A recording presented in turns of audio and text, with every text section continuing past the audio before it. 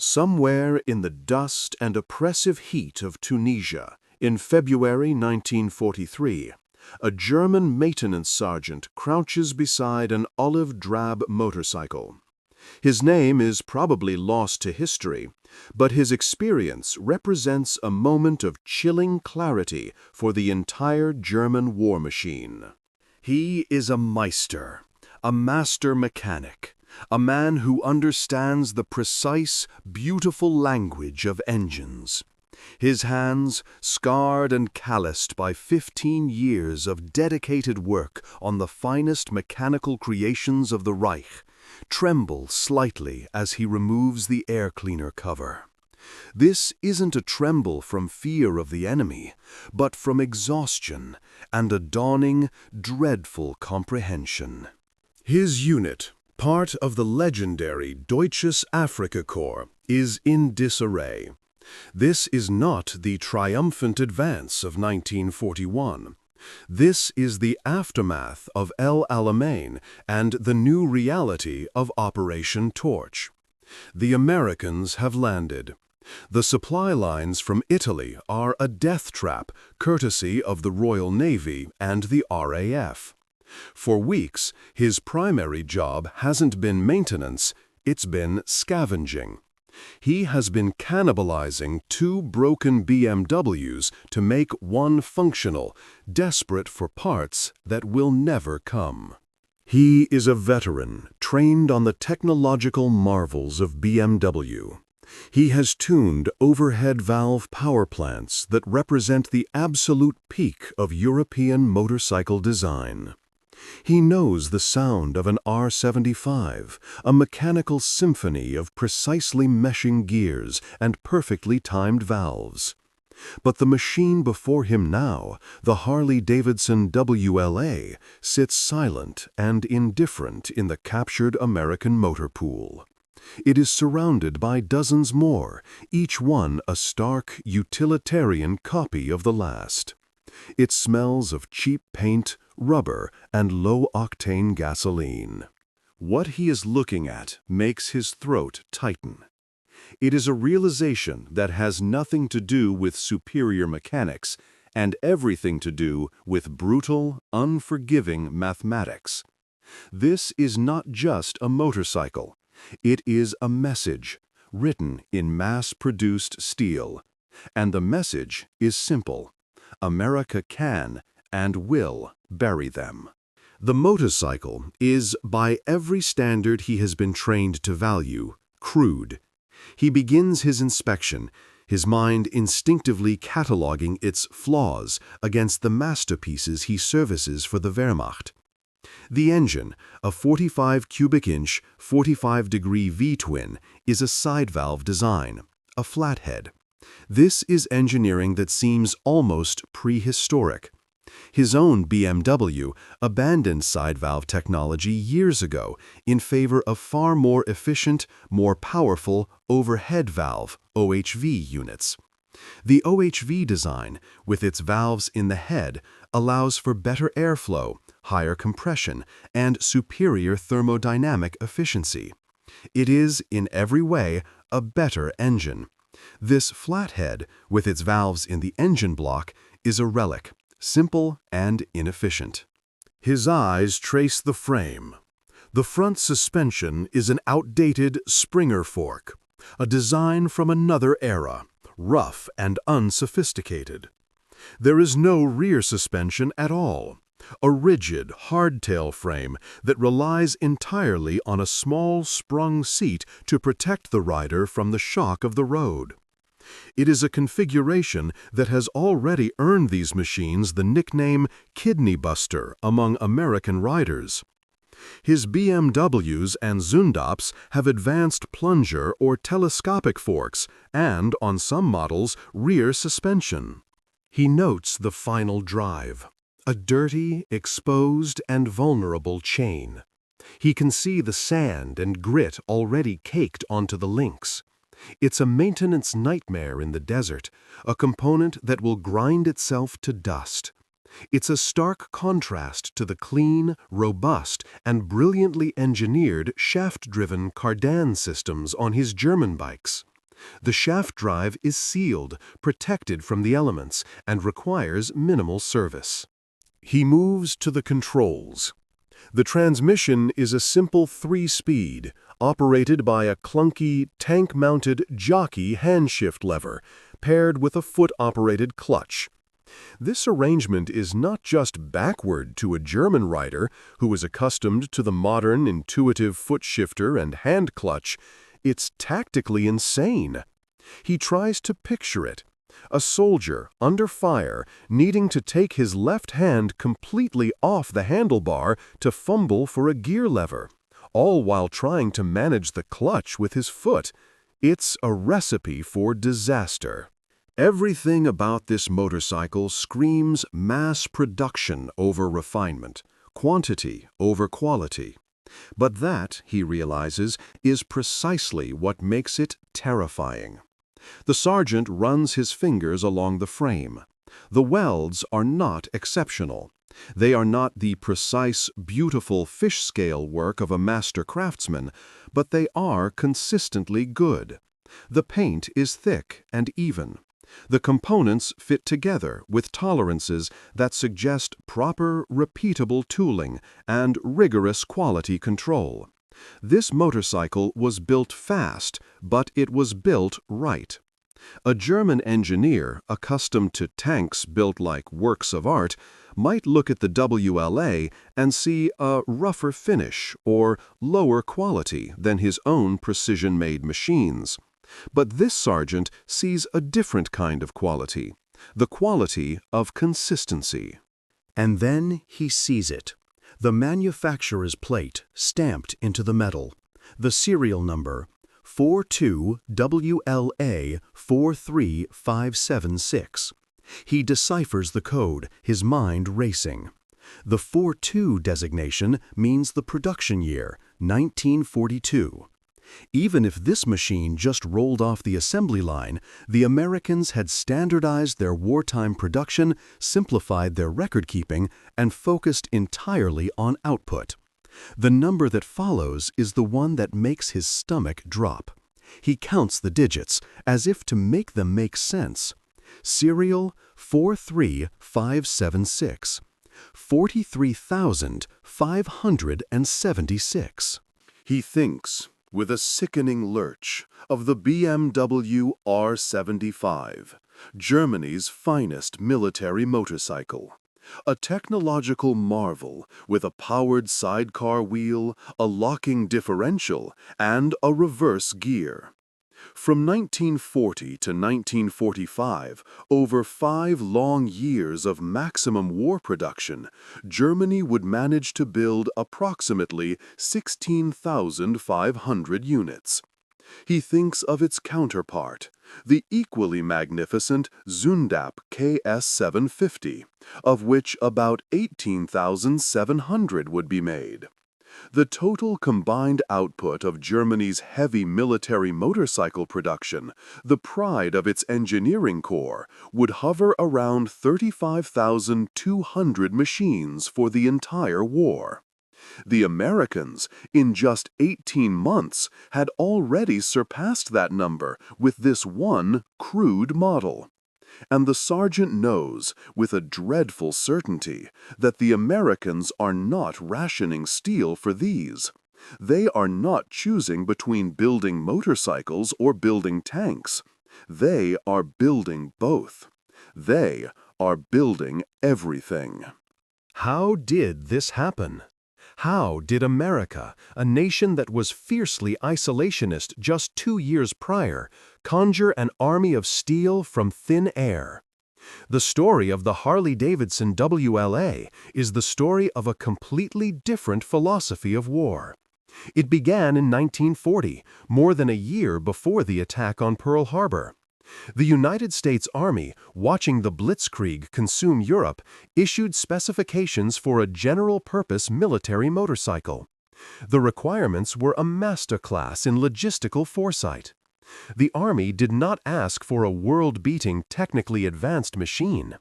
The Army wanted something simple, something reliable, something with reasonable performance, and, most importantly, something that could be produced in vast, almost incomprehensible quantities. Crucially, it had to be a machine that could be built by workers who might never have touched a wrench or a lathe before in their lives. And it had to be a machine that could be fixed by a 19-year-old soldier with a basic toolkit in a muddy ditch under fire. Both Harley-Davidson and its chief rival, Indian, submitted designs. Indian, based in Springfield, Massachusetts, was America's other great motorcycle company, and its 741 model was a strong contender. But Harley had a critical advantage. Indian was already struggling financially before the war. Harley-Davidson, on the other hand, had been the world's largest motorcycle manufacturer by 1920 and was one of the only American makers to survive the Great Depression. They had an existing, proven platform, the civilian model WL, which had been in production since 1937. The WLA was its militarized version. The W designated the 45 cubic inch flathead engine family. The L normally indicated high compression, but the Army, in its wisdom, had actually specified a medium or even low compression version for reliability. The A simply stood for Army. The U.S. government awarded Harley-Davidson the entire wartime contract. It was a decision that would ultimately prove decisive for the war effort, but it would also inadvertently doom the Indian Motorcycle Company, which never recovered its market share post-war. But this single decision would have another, even more profound consequence, arming an entirely different Allied army thousands of miles away. If you believe the official story isn't the full truth, you're in the right place. We dig for the facts. Subscribe to Declassified History and activate the bell for our next investigation. The design was, by any objective measure, conservative.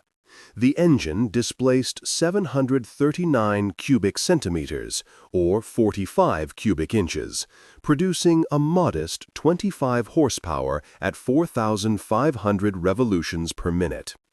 This was not impressive.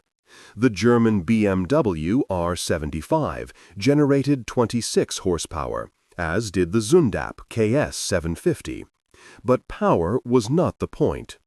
The sergeant in Tunisia, with his superior OHV knowledge, had missed the genius of the primitive flathead. Its real secret weapon was its compression ratio. The Army had specified a low 5-to-1 ratio. This was an intentional detuning. It meant the WLA would run reliably all day long on the poorest quality 74-octane gasoline. This was a lesson bought in blood. The Army's logisticians knew that on the front lines in Russia or Africa, fuel would be whatever could be siphoned from a wrecked truck or a captured barrel. This fuel was so poor that the high-performance, high-compression German engines built for superior 80-octane fuel would literally destroy themselves trying to burn it. Detonation, or knocking, would shatter their pistons. In a war where fuel quality could never be guaranteed, the WLA's primitive engine was a mark of genius. The air-cooled V-twin design, while having inferior cooling in the scorching North African heat compared to the Germans' horizontally opposed Boxer engines, eliminated the need for vulnerable radiators, hoses, and coolant systems. A single bullet hole in a radiator could sideline a liquid-cooled engine. The WLA would just keep chugging. And that vulnerable chain drive? In the sand, it was a liability. But on the frozen, muddy Eastern Front, a German shaft drive that failed was a catastrophic failure, requiring a specialized depot-level repair. A WLA chain that broke could be fixed by a soldier in 10 minutes with a new link and a hammer. Simplicity was reliability. The rest of the bike followed this philosophy. The 3-speed hand-shift transmission was simple. The Springer front fork and rigid rear frame were crude but functional. The WLA's ground clearance was only 4 inches, well below the 150 mm minimum the German army required for its own machines. But the WLA was built with a rugged skid plate because the designers knew it would be slammed against the earth, and it was built to take the abuse. What made the WLA revolutionary was not its design. It was the industrial system that produced it. In 1941, Harley-Davidson was still primarily a civilian company. By 1942, its Milwaukee factory on Juneau Avenue had transformed into a dedicated war production facility, running 24 hours a day, 7 days a week, under 3 continuous shifts. The Army's requirement for a bike buildable by unskilled labor was put to the test. The Milwaukee factory floor became an assembly line where women who had been secretaries, shop clerks, or homemakers just 6 months prior were now building motorcycles with a precision that was staggering. This was the Rosie the Riveter generation, a social and industrial revolution that Germany, with its more traditional Kinder, Küche, Kirche, children, kitchen, church, could not hope to match. The simplified design of the WLA meant the company could train these new workers at an incredible speed. A woman who had never touched a wrench before could learn to install engines or wire electrical systems in a matter of weeks.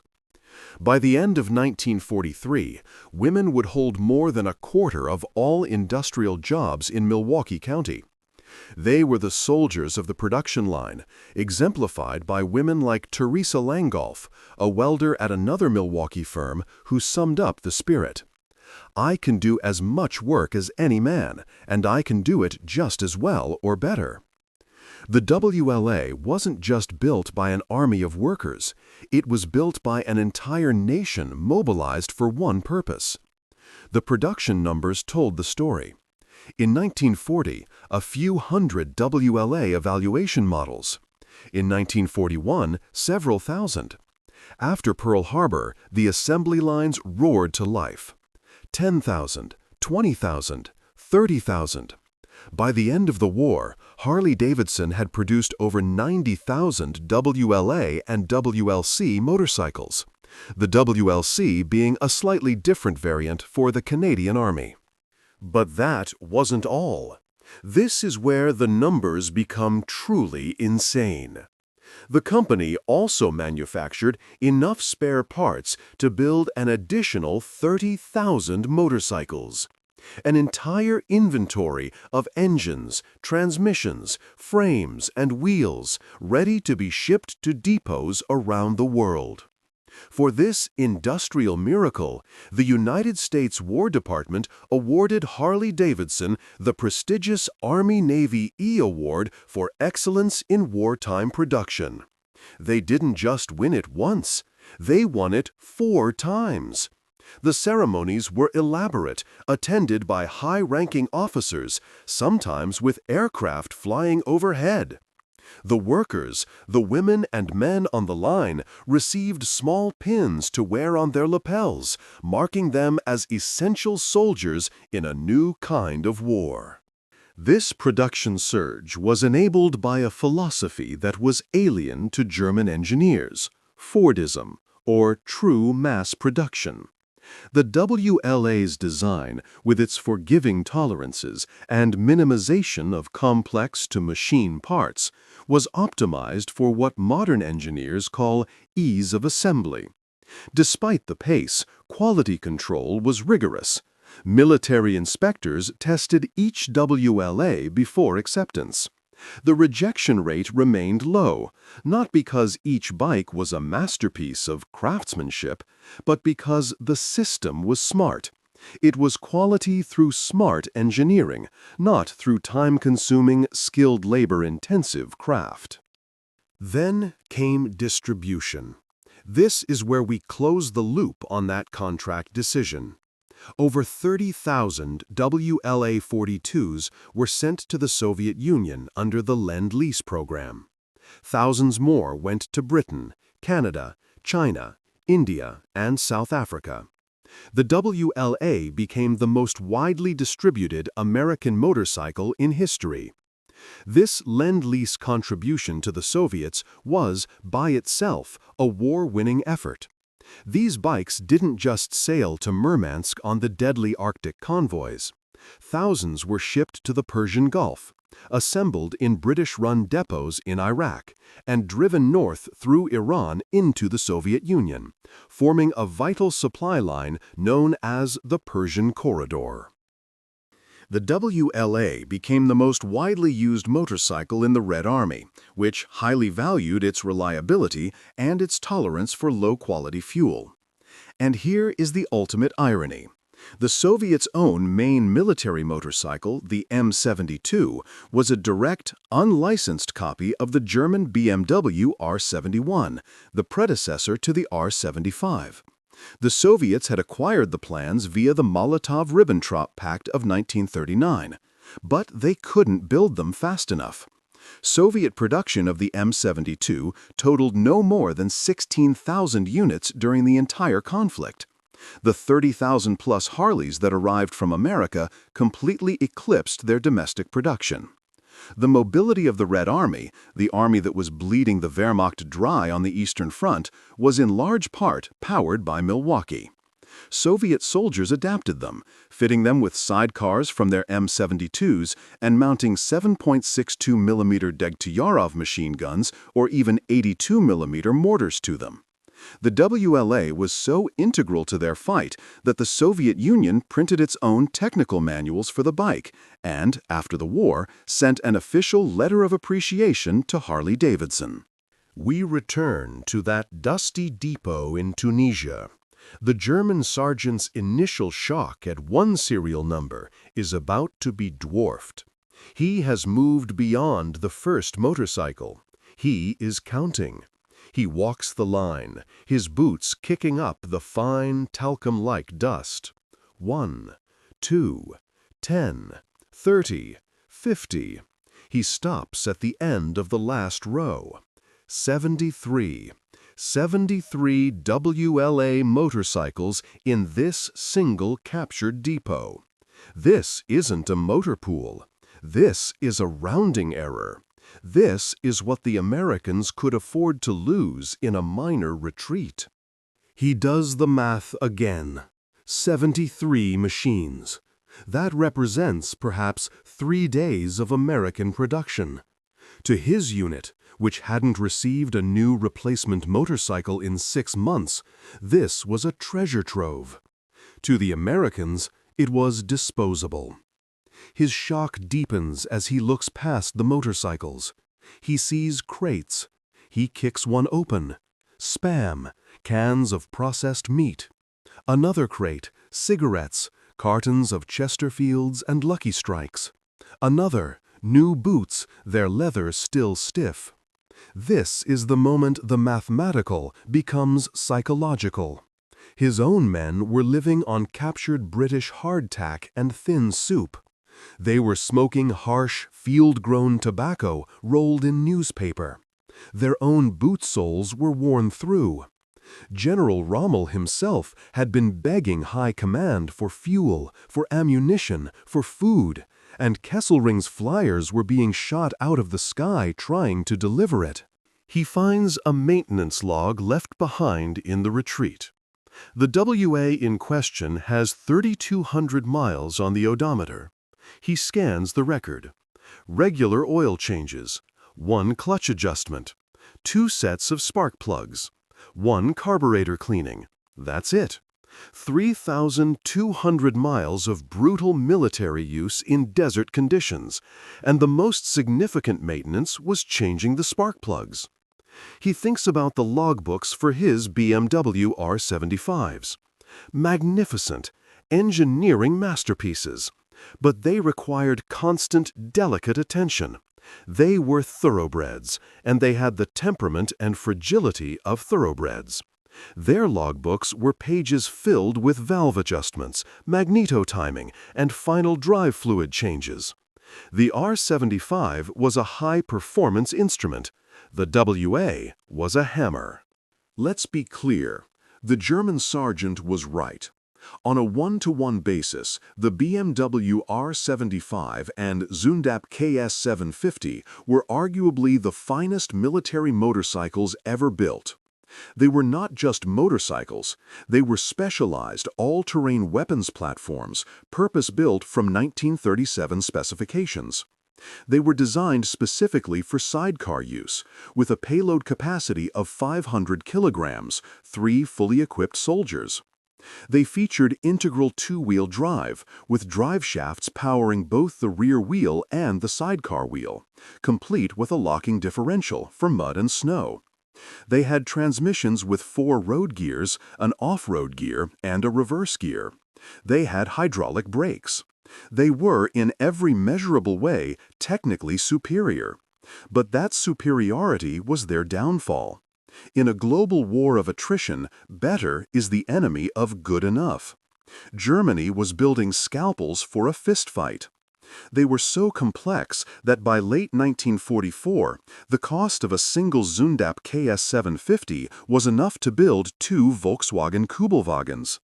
Their complexity demanded specialized tools, highly trained mechanics, and a steady, reliable supply of unique spare parts. They demanded, most of all, time.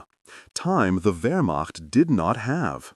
Every one of those brilliant features was another point of failure, another specialized part that had to be shipped from a factory that was probably already bombed. On the Eastern Front, their brilliant, tight-tolerance engines failed when the wrong lubricant was used. Their complex drive shafts and differentials, so good in mud, could be hopelessly complex to fix in the field. The German military had seen this coming. In August 1942, BMW and Zündapp had agreed to a massive standardization program, achieving an impressive 70% parts commonality. But it was too little, too late. The system was still built on skilled craft, not mass production. The sergeant finds an ammunition box attached to one of the Harleys. Inside is a simple toolkit. Stamped steel wrenches, screwdrivers, pliers. Nothing fancy, but adequate. Every single motorcycle came with this. 90,000 toolkits, distributed across the globe. He finds a technical manual, printed in English but with clear exploded view diagrams, specifications for every tolerance, troubleshooting guides for common problems. The Americans had not just industrialized production, they had industrialized maintenance. A soldier with minimal mechanical knowledge could follow this manual and perform repairs that would require a master mechanic on a German machine. The sergeant thinks of his own supply chain, stretched to breaking. Spare parts for his BMWs came from Munich, routed through a system collapsing under the weight of a war from Norway to Egypt, from France to the outskirts of Stalingrad. A BMW with a broken transmission might sit useless for weeks, waiting for a part that would never arrive. The American philosophy was clear. Build it simple, build it tough, build so many that losses don't matter. If a WLA broke down and couldn't be fixed in an hour with a simple toolkit, the Americans abandoned it and requisitioned another from the motor pool. There were always more. This was a symptom of a larger industrial reality that German high command was beginning to understand, to their horror.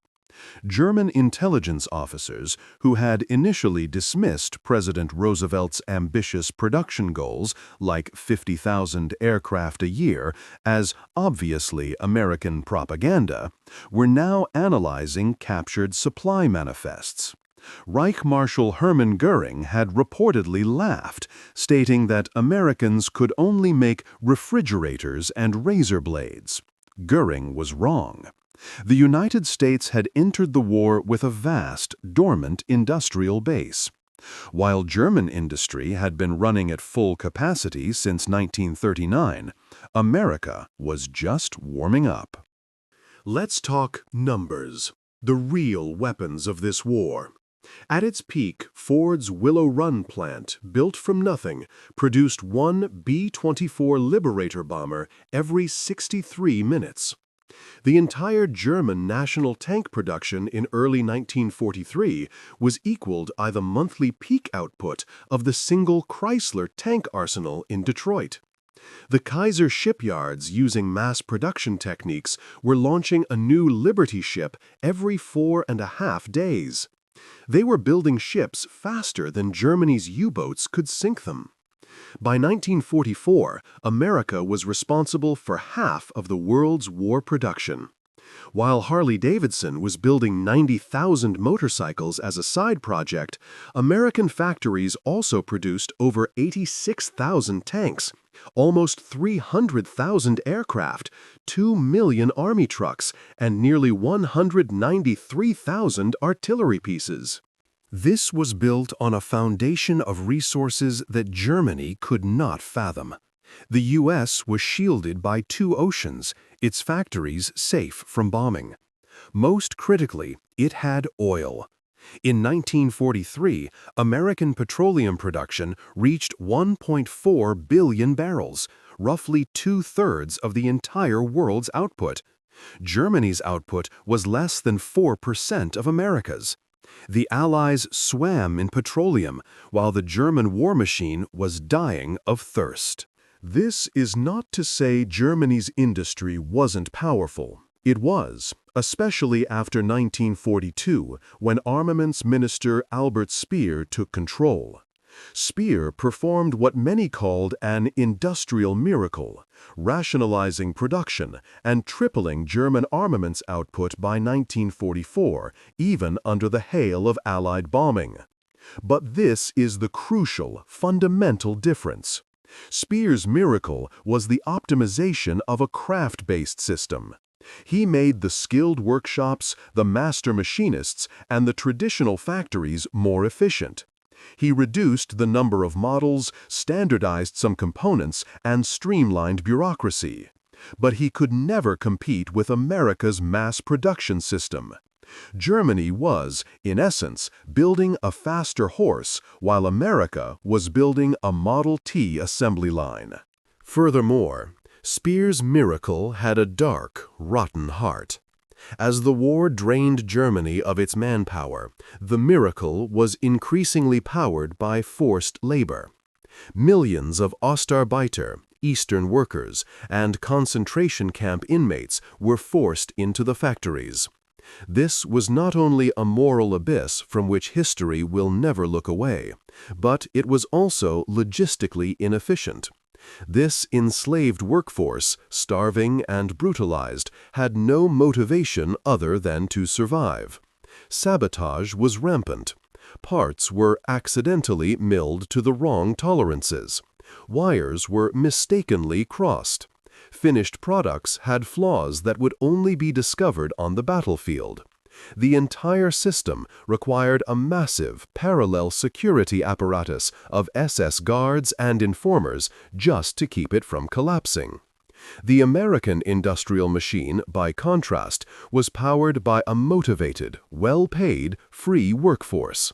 The Rosie the Riveters were not just building planes and motorcycles. They were building the world they wanted to live in.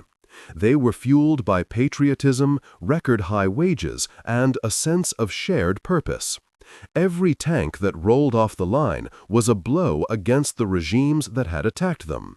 The result was not just quantity, but a reliable quantity. Quality control was a matter of national pride, not a matter of coercion. This was the true chasm. A motivated, free-market mass-production economy versus a terrified, craft-based, slave labor economy. The 90,000 WLA motorcycles weren't just a product of factories, they were a product of a superior system. But the story of American industrial might doesn't even end with the WLA. In fact, by 1944, the WLA was already considered secondary. The Americans had produced something even better, even more versatile, and in even greater numbers. The motorcycle's role in the U.S. Army was, in many ways, killed by the Willys Jeep. When the U.S. Army was testing the WLA, it was also testing a new 1/4-ton 4x4 reconnaissance vehicle. What emerged was a machine that could do everything a motorcycle could do, and 1,000 things it couldn't. A WLA could carry a rider and maybe a dispatch bag. A Jeep could carry 4 fully equipped soldiers, a .50 caliber machine gun, and tow a 37mm anti-tank gun. A WLA was vulnerable to sniper fire. A Jeep provided at least a small steel tub for cover. A WLA struggled in deep mud or snow, even with its low-pressure tires. The Jeep, with its revolutionary on-demand four-wheel drive, treated mud and snow as a minor inconvenience. And the production numbers? If 90,000 motorcycles shocked the German sergeant, the Jeep's numbers would have been simply incomprehensible. By the end of the war, Willys and Ford had produced over 640,000 Jeeps. This is the ultimate, terrifying proof of the industrial gap. The Germans, with their R-75 and KS-750, were perfecting the motorcycle for military use, creating the most advanced, complex, and capable motorcycle sidecar combinations ever seen. The Americans, meanwhile, had already decided the entire concept was obsolete. They relegated the 90,000 brand-new Harleys to military police, convoy escort, and courier duties, and instead flooded every theater with over 500,000 lightweight, four-wheel drive utility trucks. The sergeant in Tunisia starts one of the captured Harleys. The magneto ignition, independent of the battery, fires immediately. The flathead engine settles into a steady, loping idle. That characteristic potato, potato, potato sound of a V-twin. It's not the sophisticated roar of a BMW. It's the sound of inevitability. It's the sound of 90,000 more just like it. He looks at this motorcycle and understands. It is not just a machine. It is a symptom of a problem that no amount of German tactical brilliance or superior individual weapon design could ever overcome. The Wehrmacht had been designed for blitzkrieg, lightning war, a strategy based on short, decisive campaigns. It had worked in Poland. It had worked in France. But now, the war had become exactly what Germany couldn't afford, an extended, global conflict of attrition. In that kind of war, the nation that could build 90,000 motorcycles as an afterthought would inevitably win. Other German soldiers have gathered. A lieutenant arrives, surveying the captured motor pool, and asks about serviceability. The sergeant reports that most of the Harleys are operational. These motorcycles will be pressed into German service. General Rommel's army was already living on captured equipment. By the time of his advance after the capture of Tobruk, 85% of his motorized transport consisted of captured enemy vehicles. But using them was a psychological blow. It was an open admission that the enemy's industrial surplus exceeded Germany's frontline production. It meant admitting that the Americans could afford to leave behind in a minor withdrawal more motorcycles than some German units received as original issue. This realization was a slow poison, undermining the very confidence that had carried German forces to victory. The sergeant knows the BMW R75 is technically superior. He knows German engineering represents the finest traditional craftsmanship in the world. And he knows, with the cold certainty of mathematical reality, that none of it matters. Post-war analysis would only confirm what the sergeant saw. Captured German intelligence reports and post-war memoirs from figures like Armaments Minister Albert Speer showed that the German High Command knew the war was unwinnable on an industrial level. Speer later recalled that he avoided presenting raw production data directly to Hitler because the truth was intolerable. General Heinz Guderian, the father of the Blitzkrieg, concluded that the technical superiority of the German Tiger tank was strategically irrelevant. A Tiger might destroy 5 Sherman tanks, but the Americans could afford to send 15. After the war, the WLA's story was far from over. It was, in fact, about to begin its second and perhaps most iconic life. The U.S. military had a surplus of tens of thousands of these motorcycles. They were sold to the public, often still in their original shipping crates, for as little as $50. For returning soldiers, many of whom were trained mechanics and riders, this was an irresistible opportunity. These veterans, however, were not interested in riding a heavy, olive-drab military machine. They were young, full of adrenaline from their time in service, and they wanted speed, freedom, and individuality. They began to modify these surplus WLAs. This was the birth of chopper culture. The first thing to go was all the unnecessary military gear. The heavy-duty racks, the rifle scabbard, the ammunition box, and the blackout lights were all unbolted and thrown away. Then they chopped the frame. They cut off the large valanced fenders to save weight and give the bike a more aggressive bobbed look, a style that became known as the bobber. They often removed the Springer front suspension entirely, welding on extended forks to give the bike its iconic, chopped stance. The crude flathead engine, so perfect for the war, was now prized for its reliability and ease of modification. Veterans would hot rod the engines, porting the cylinders, adding higher compression heads, and installing new carburetors to squeeze out every last drop of horsepower. This movement, born from the glut of surplus WLAs, created an entire American subculture. The image of the outlaw biker, so prevalent in the 1950s and 60s, was forged on the frames of these ex-military machines.